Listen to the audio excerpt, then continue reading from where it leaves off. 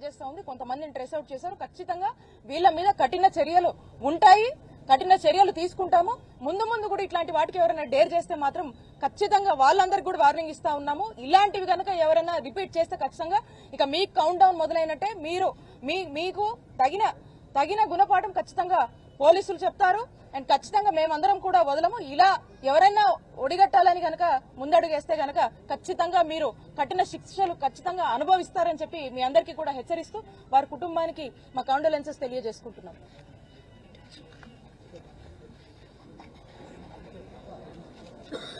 గీతాంజలి ఆత్మహత్య మాత్రమే కాదు, Telugu Desam party, Janasena party social media చేసినటువంటి హత్య. ఎందుకు ఈ హత్య జరిగింది? ఎందుకంటే గీతాంజలి ఒక స్టార్ క్యాంపైనర్. ముఖ్యమంత్రి గారు ఏదైతే చెప్పారో ప్రతి కుటుంబం నుంచి ఒకళ్ళు వచ్చి ప్రభుత్వం గురించి జరిగినటువంటి మంచిని వారే స్టార్ క్యాంపైనర్స్ గా వస్తారు అని చెప్తే ఈ రోజున ఈ ఇంటికి వచ్చాము.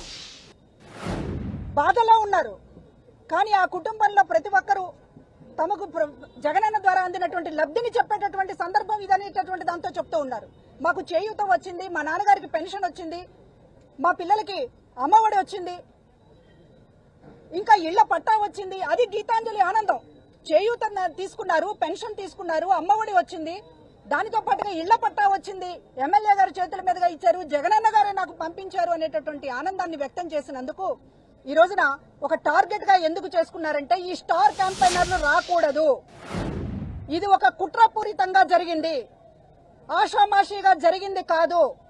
గీతాంజలి నోరు నొక్కేస్తే రేపు మరొకళ్ళు ఎవరు కూడా బయటికి రారు. ఈ ప్రభుత్వం గురించి, జగనన్న చేసినటువంటి మంచి గురించి ఇంకెవరూ కూడా చెప్పకూడదు. ఇది ఒక పన్నాగం ప్రకారం చేసినటువంటిది. కేవలం సోషల్ మీడియాలో నలుగురు మాత్రమే బాధ్యులు కాదు. దీని వెనుక లోకేష్, దీని వెనుక చంద్రబాబు, దీని వెనుక జనసేన అందరూ కూడా ఉన్నారు. జగన్ గారి మంచి గురించి ఎవరు చెప్పకూడదు, జగన్ గారి మంచి గురించి ఎవరు కూడా మాట్లాడుకోకూడదు అనేటటువంటి దానితో ఒక మంచి చెప్పినటువంటి, ఆనందంతో చెప్పినటువంటి ఒక చెల్లిని ఈ రోజు నోరు శాశ్వతంగా మూతపడేటటువంటి విధంగా వెంటాడి వేటాడి ఒక కుక్కల్లాగా, ఒక పశువుల్లాగా ప్రవర్తించి చివరికి ఆమె జీవితాన్ని అంతం చేశారు.